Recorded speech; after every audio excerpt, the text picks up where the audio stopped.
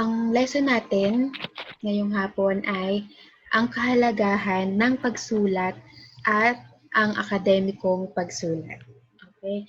So, syempre bago tayo tumungo doon sa akademikong pagsulat, bigyan muna natin ng or i-define muna natin yung salitang pagsulat. Okay, so ano dito, no, malalaman natin yung iba't ibang definition na okay. So ayan. Dito po, ulitin ko na bibigyan natin ng iba't ibang definition yung salitang pagsulat ayon sa iba't ibang tao.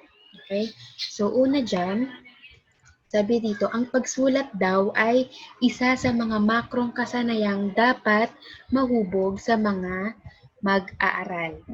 Okay? So, syempre, nung bata pa tayo, di ba, bago tayo pumasok sa eskwelahan ay ang unang itinuturo sa atin ay yung kung paano magsulat at bumasa. Di ba? Dahil yun yung pinaka-importanting dapat na natututunan ng bata. Okay, yung pagsulat at ang pagbabasa. Di ba? So, sumunod, no, ayon naman kay Cecilia Austera at iba pa noong taong 2009, maaari mo bang basahin ang kahulugan ng pagsulat, Allen?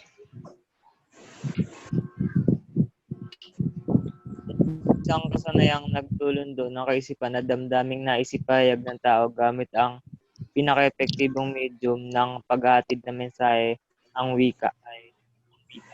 Okay, maraming salamat, Allen. So, ayun, sabi diyan, or ayon kay Cecilia Austera at iba pa, no, ang pagsulat daw ay isang kasanayan na naglulundo ng kaisipan. Okay? Or nag-e-enhance ng kaisipan at ng damdamin ng isang tao. Dahil sabi nga natin, di ba, kung hindi mo kayang ihayag or sabihin kung ano yung nasa isip mo or yung nararamdaman mo, maaari mo itong idaan sa pagsulat, di ba? At naisasagawa ito sa pamamagitan ng, sabi dyan, no, pinaka-epektibong medium ng paghahatid ng mensahe at yun ay ang wika. Okay, so tandaan po natin no, kung ano yung mga definition na binibigay ng iba't ibang tao dahil mamaya po magkakaroon kayo ng quiz. Okay, so kasama po yan. Sumunod, ayon naman kay Edwin Mabilin at iba pa noong taong 2012, maaari mo ba itong basahin, Jean?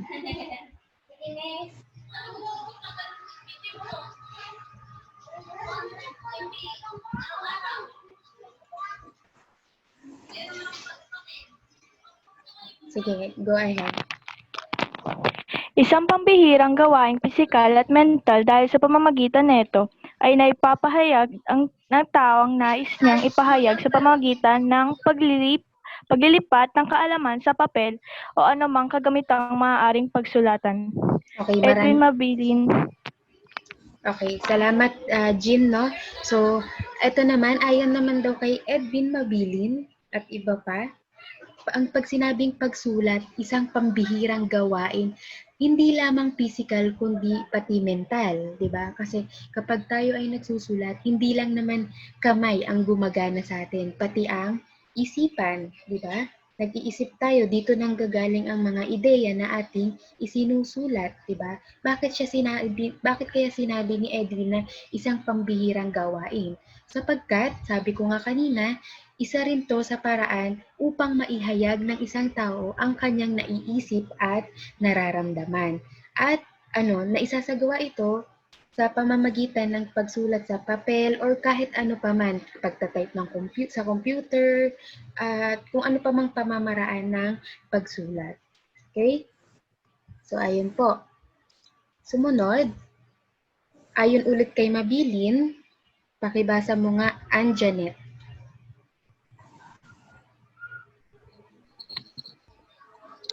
Isang pagpapahayag ng kaalamang kailanman ay hindi maglalaho sa isipan ng mga bumasa at babasa sapagkat ito ay maaaring magpasalin-salin sa bawat panahon. Okay, maraming salamat. So, dagdag ni Mabilin, no? Isa rin daw 'tong, yun nga, yung sinasabi natin kanina, pagpapahayag ng kaalaman na kung saan hindi basta-basta naglalaho. Sa paanong paraan? Magbigay tayo ng halimbawa, 'di ba? Yung mga ginagamit nating aklat sa pag-aaral. Yung ilan doon ay pinublish pa noong taong 2000, kumbaga matagal na panahon na. Ngunit hanggang ngayon ay nagagamit pa natin, di ba? So, yung mga kaalaman na isinulat ng mga taong sumulat ng mga libro na yon ay nagagamit pa natin. Okay, yung kaalaman na ibinahagi nila doon sa aklat na yun ay hanggang ngayon na isasalin sa atin at kailanman ay hindi na maglalaho sa ating isipan. So, ayun. Yun yung sinasabi doon ni Mabilin. At ayon naman kay Royo, malaki ang naitutulong ng pagsulat sa paghubog sa damdamin at isipan ng tao. Sapagkat sabi nga natin, kung may mga bagay tayong hindi masabi, okay, may mga nararamdaman or naiisip tayo na hindi mabanggit ng ating bibig, maaari nating idaan sa pagsulat. Okay? So, yan ay ilan lamang sa mga definisyon ng pagsulat ayon sa iba't ibang tao. Okay? So, ayan. Ano na to? Ayan, meron tayong dalawang layunin sa pagsasagawa ng pagsulat ayon kay Mabilin or ayon kay Edwin Mabilin. So, ano kaya yung dalawang layunin na yon? Una ay ang personal o ekspresibo. So, ayon dyan, based dun sa pinaka-word natin, personal, ang pinakalayunin niya ay pagsulat. Ang pagsulat ay nakabatay sa pansariling pananaw. Okay, so sinusulat tayo base sa kung ano yung sariling pananaw natin sa isang bagay, sariling karanasan o naiisip at nararamdaman. Okay, so napakadaling tandaan, no, pag sinabing personal o ekspresibo, ang layunin ay pagbabahagi ng pangsariling pananaw, nararamdaman at kung ano-ano pa. Okay, so ang pangalawang layunin ay ang panlipunan o sosyal. Ano naman itong pag sinabing panlipunan? Ang layunin naman nito ay makipag-ugnay sa ibang tao o sa lipunang ginagalawan. Okay, so ano yung halimbawa ng panlipunang layunin ng pagsulat? So halimbawa nito ay kapag ikaw ay nagsusulat ng balita. Okay, so nakikipag-ugnay ka sa ibang tao o sa lipunang ginagalawan mo, di ba? Kapag ikaw ay nagsusulat ng isang sulatin na ang layunin mo ay manghikayat. Okay, so yun po yung mga halimbawa ng panlipunang layunin ng pagsulat. Okay, so yun lang po yung tatandaan natin dun ang pinagkaiba ng personal at panlipunan. Okay? So, dito naman tayo sa mga benefits or yung mga magagandang benepisyo na maaari nating makuha kapag tayo ay nagsusulat. Okay? So, una dyan ay masasanay ang kakayahang mag-organisa ng mga kaisipan. Okay? So, sabi nga natin, di ba, kapag nagsusulat tayo, kumukuha tayo ng ideya sa ating isipan. So, ang nangyayari, kapag madalas tayong nagsusulat, mas nahahasa yung kakayahan natin na mag-organize. Okay? Kasi hindi lang naman tayo basta-basta nagsusulat ng kung ano-ano. Diba? Dapat may well-organized yung ating sinusulat, diba? So, kapag tinuloy-tuloy natin yung pagpa-practice sa pagsusulat, mas na-enhance yung kakayahan natin na magsulat ng well-organized na akda. Okay? So, yun po yung sinasabi dyan. Pangalawa, malilinang ang kasanayan sa pagsusuri ng mga datos. Okay? So, kapag tayo ay nagsusulat, may mga pagkakataon na kumukuha tayo ng mga datos o impormasyon sa ibang source natin, di ba? So, kapag sa pamamaraang ito, nasasanay yung kakayahan natin na sumuri ng mga mahahalaga at hindi mahahalagang datos. Okay? So, yun yung magandang benepisyong nakukuha sa pagsulat. Pangatlo, mahuhubog ang pagiging objektibo sa paglalatag ng mga kaisipan. Okay? So, ano po kaya yung pag sinabing objektibo? Ano po ba yung salitang yan? Ano sa English yung objektibo? Sige nga, any idea, any guess? Ano po pag sinabing objektibo? Again. Okay, Objective. very good. Objective Objective. po. Okay, so thank you so much. So, pag sinabing objektibo, objective. At sabi nga natin, nung nakaraan, no, doon sa last semester, pag sinabi natin objective type ng pagsusulat, dapat ikaw ay hindi bias. Wala ka dapat pinapaniyan. Okay, so kapag tayo ay nagsusulat, mas nahuhubog or na-enhance yung pagiging objective natin. Okay, kapag tayo ay nagsusulat ng mga ideya or kaisipan natin. Okay? At pang-apat, mapapaunlad ang kakayahan mapapaunlad ang kakayahan sa matalinong paggamit ng aklatan sa paghahanap ng datos. So sabi ko nga, may mga pagkakataon na kumukuha tayo ng ibang impormasyon o datos sa ibang source natin at mas nahahasa yung kakayahan natin na mag-analisa kung ano yung mga credible sources na pwede nating pagkuhanan at yung mga hindi credible or yung mga hindi dapat pagkuhanan ng datos. Okay? So ayun po. Sumunod, magdudulot ito ng kasiyahan sa pagtuklas ng mga bagong kaalaman. Ayan, di ba? Kapag tayo ay nagsusulat, kapag kumakalap tayo ng mga datos sa ibang source, nakakatuklas tayo ng bagong kaalaman. At iba yung iba yung feeling or iba yung nadudulot nun sa atin, di ba? Pag may nalalaman tayo, yung pala yun. Okay, yun pala yun, di ba? So iba yung feeling kapag may nalalaman tayong bago. So, yun yung sinasabi dyan. Okay? Sumunod, mahuhubog ang pagpapahalaga sa paggalang at pagkilala sa mga gawa ng ibang manunulat. Okay? So, sabi nga natin, di ba, kapag nagsusulat tayo, wag nating kakalimutan na kapag kumuha tayo ng datos sa ibang source, wag nating kalimutan na i-cite yung source natin. At sa pamamaraang iyon, mas na-enhance yung pagpapahalaga natin sa paggalang or pagkilala dun sa sumulat ng akda na yon. Okay? Sumunod, malilinang ang kasanayan sa pangangalap ng impormasyon. So, yan nga yung paulit-ulit nating sinasabi, mas ma-enhance yung kakayahan natin na mangalap ng datos. Okay? At dito naman na tayo. So, yun yung mga benepisyo na maaari nating makuha sa pagsusulat. So, ano naman daw yung mga gamit or mga pangangailangan sa pagsusulat? Ano yung mga dapat nating tandaan kapag tayo ay magsusulat? Okay? So, maaari nyo po kung maaari kayong magsabi na, ma'am, may tanong po ako ganyan. I-distract nyo ako kapag kayo ay may katanungan or mayroon kayong gustong i-clarify. Okay? So, ayan po. So, dito na tayo. Una dyan ay ang wika. Okay? So, ano po pag sinabing wika? Pakibasa mo nga, Shelo. Ito ang magsisilbing behikulo upang maisatitik ang mga kaisipan, kaalaman, damdamin, karanasan, impormasyon, at iba pang nais ilahad ng isang taong nais sumulat. Okay, maraming salamat, Shelo. So, pag sinabing wika, ito yung behikulo. Or pag sinabi natin behikulo, isa to sa paraan o pamamaraan upang maisatitik natin kung ano yung nais nating ihayag, okay, sa isang tao. Diba?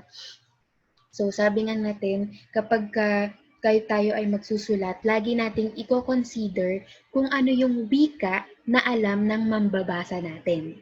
Dahil, di ba, sabi nga natin, kapag tayo ay nagsusulat tayo para sa mambabasa natin. Nagsusulat tayo para may mabasa yung mambabasa natin, di ba? So, paano nila mababasahin or paano sila maeengganyo na basahin yung akda natin kung hindi nila maiintindihan yung wika na ginamit mo sa iyong isinulat?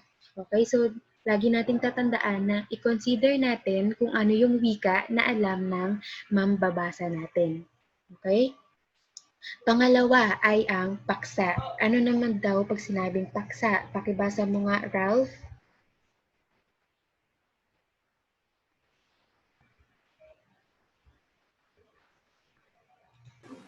Ma'am, dig niyo pa ako, ma'am? Yes, Okay. yes.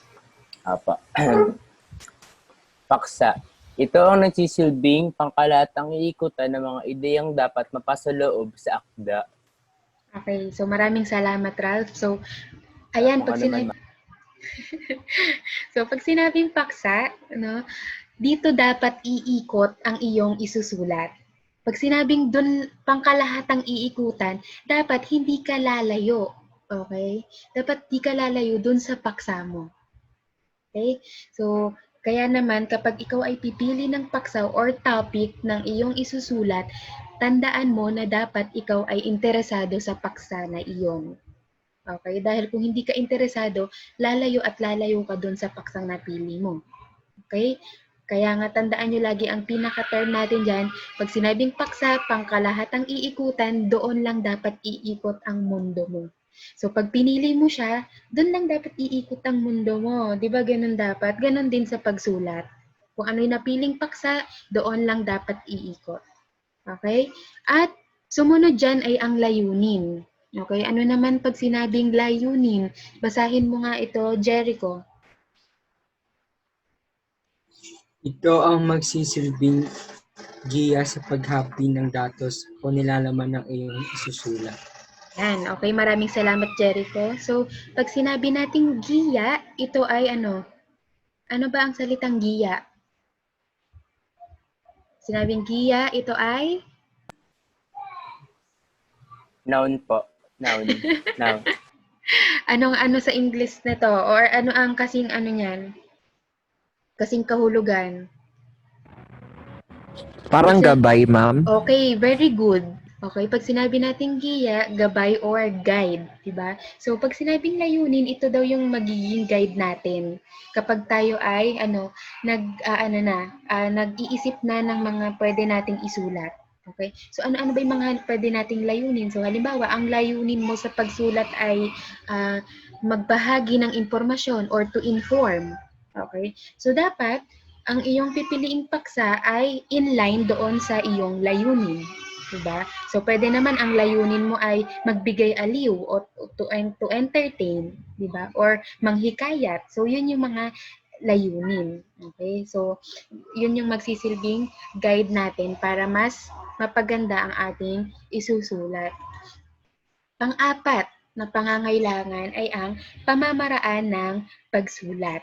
Ano naman daw ang pamamaraan ng pagsulat? Maaari mo ba itong basahin, Erica?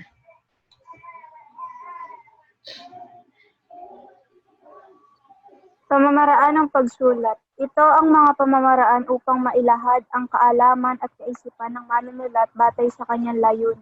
Halimbawa, informatibo, ekspresibo, naratibo, deskriptibo, o argumentatibo.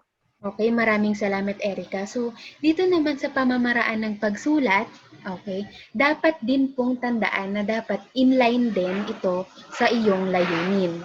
So, kung ang layunin mo ay magbahagi ng impormasyon or to inform, ang gagamitin mong paraan ng pagsulat ay informatibo. Okay? Kung ang layunin mo naman ay magbigay aliw, maaari mong gamitin ang paraang ekspresibo o naratibo. Diba? Kung ang layunin mo naman ay manghikayat ng mambabasa, maaari mong gamitin ang pamamaraang argumentatibo. Okay, so yun po, so dapat ano yan, magkakakonekta yan, yung paksa mo, layunin at paraan or pamamaraan ng pagsulat. Okay? At sumunod, panglima, kasanayang pampag-isip. Okay, paano naman daw pag sinabing kasanayang pampag-isip? Ito naman daw yung kakayahan mo na mag-analisa. Okay? O magsuri ng mga datos na hindi na mahalaga o di mahalaga. So, syempre, since kumakalap tayo ng ibang datos o impormasyon sa ibang source natin, kapag tayo ay nagsusulat, dapat matuto tayong sumuri kung ano yung mahahalaga na dapat mo lang isama sa iyong akda. Okay? Hindi dahil gusto mo, kasi ang nangyayari ganito sa ngayon. Kapag tayo ay sumusulat, kapag ang sinulat mo ay mahaba, magaling ka na agad. Magaling ka na agad na writer or matalino ka na agad. Hindi po ganun ang basihan.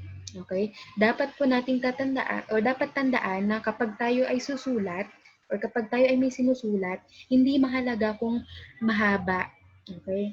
dapat ay ang nilalaman nito ay mas informative.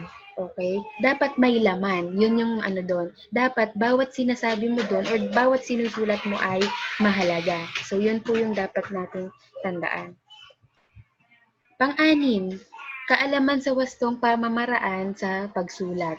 Ito naman daw ang kaalaman sa wika at retorika. So, sabi nga natin, di ba, kapag nagsusulat tayo, i-consider natin yung wikang alam ng ating mambabasa. So, dapat din po ay alam natin kung ano yung wikang gagamitin natin. Okay? Halimbawa, ang gagamitin nating wika sa pagsulat ay wikang Ingles. Dapat, ang bawat salita na gagamitin mo or isusulat mo doon ay dapat alam mo kung ano yung kahulugan. Dapat alam mo kung paano ito gamitin. So, ganun po pag sinabing kaalaman sa wika. At pag sinabi namang retorika, ito yung masining na pagpapahayag. Okay? So, yun po. At pampito. Okay? So, pampito, kasanayan sa paghabi ng buong sulatin. So, pagpasensya nyo na kung may naririnig kayong iyak ng baby. So, ayun. Kasama yan sa pagka nagla-live talaga. Kasama talaga yan. So, ayun. Wag na lang kayong masyadong pa-distract. So, ayun. Balik tayo. Pampito, kasanayan sa paghabi ng buong sulatin. Ito naman daw ay dapat dapat na ilalatag natin ang mga kaisipan at impormasyon ng maayos, okay, organisado at objektibo, at syempre masining na pamamaraan. Hindi dapat sa simula lang, okay? Dapat kapag tayo ay sumusulat, hindi mo lang sa simula gagalingan. Kung yung jowa mo sa simula lang magaling, dapat sa pagsulat, wag mong i-apply yon.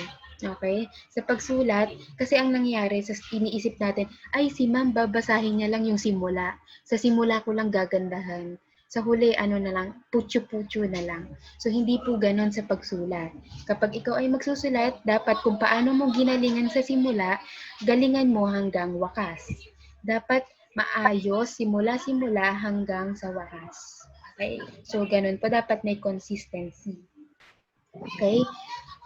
At, ayan, dito na tayo sa uri ng pagsulat. Actually, itong uri ng pagsulat na talakay naman na natin ito ng maraming beses. So, kumbaga, review na lang to. Okay, so uri ng pagsulat. Una dyan ay ang malikhaing pagsulat or creative writing. So, syempre, ang layunin niyan is magbigay aliw or at makapukaw ng damdamin at makaantig sa imahinasyon at isipan ng mga mambabasa. So, ilan sa mga halimbawa nito ay, ayan, ang mga sumusunod. So, meron pa maikling kwento, tula, dula. So, ayan po. Basta tandaan natin pag sinabing malikhaing pagsulat, layunin ay maghatid ng aliw or to entertain. Ganyan. Okay, next. Technical na pagsulat or technical writing, ano naman yung layunin nito? Layunin nito na pag-aralan ang isang proyekto o kaya naman ay bumuo ng isang pag-aaral na kailangan para lutasin ang isang problema o suliranin. So ano-ano ba yung mga halimbawa ng mga ganito, yung sumusulat para lumutas ng isang problema o suliranin. So halimbawa niyan ay, of course, thesis. Diba? Ba't nga ba nagtitesis? Para saan ang thesis? Para lutasin ang isang problema, di ba? So, ayun po. Isa yan sa mga halimbawa ng technical na pagsulat. So, karaniwang isinasagawa ito sa mga paaralan, ganyan, sa mga office. So, yun po. Sumunod ay ang professional na pagsulat or professional writing. So, pag sinabing professional na pagsulat, by the word itself, itong sulatin na to ay naaayon sa kung ano yung propesyon ng isang tao. Okay? Halimbawa nito ay, ayan, pagsulat ng lesson plan, sino ba sumusulat ng lesson plan para sa mga guro? Okay? Medical report, para naman kanino yung medical report, sino sumusulat nito? Ito yung para sa mga doktor o kung sino mang mga nasa medical field. Okay? So, yan po, madaling tandaan, no? Pag sinabing professional na pagsulat, nakabase sa propesyon. Okay? Sumunod ay ang journalistic na pagsulat. So, obviously, pag sinabing journalistic na pagsulat, ito yung mga balita. pagsulat ng balita, ayan, editorial, yung nakikita natin sa dyaryo, sa TV, napapanood natin, napapakinggan sa radyo. So, ayan po. Ayan, pag sinabing journalistic. At referential na pagsulat or referential writing. Ano naman yung layunin nito? Magbigay pagkilala or bigyang pagkilala ang mga pinagkunang kaalaman. So, ano ba yung mga halimbawa ng referential na pagsulat? Or saan ba tayo nakakakita na binibigyang pagkilala yung mismong may akda? Okay? So, dito po yun. Halimbawa niyan ay ang bibliografiya, di ba?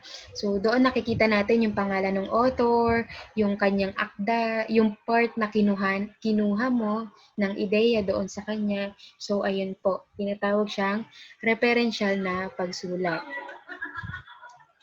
At ang huli at ang pinaka-focus ng ating subject ay ang akademikong pagsulat.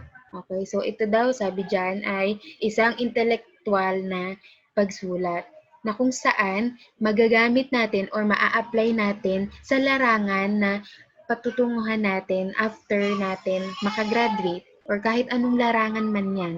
Okay? So, yung iba't ibang halimbawa ng akademikong pagsulat ay mas matatalakay pa natin sa mga susunod na lesson. Okay?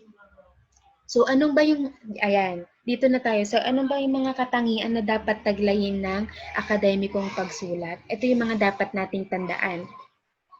Unang-una, objetibo. So, kanina pa natin nababanggit ang salitang objetibo.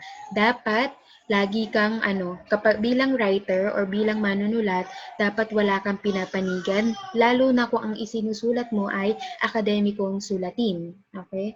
Dapat lagi kang nasa gitna. Wala kang sabi niyan, iwasan ang pagbibigay ng personal na opinion dahil wala na, magiging subjective na yung sinusulat mo. So, ayan yung una dapat tandaan. Sumunod, or pangalawa ay, dapat ang iyong sinusulat ay formal. So, dapat daw iwasan ang paggamit ng mga salitang kolokyal o balbal. So, pag sinabing kolokyal, ano ba pag sinabing kolokyal? Sige nga. Ano po ba ang mga salitang kolokyal o ano yung mga halimbawa ng salitang kolokyal? Ma'am, yun po ba yung mga Ilocano ganon-ganon? Hindi. Hindi. Sige, nice try. Okay, nice try. Pero sige po, kaya yan. Sige. Any guess? Yun po ba yung mga Hindi colony? formal. Ito, Mga Jeje words.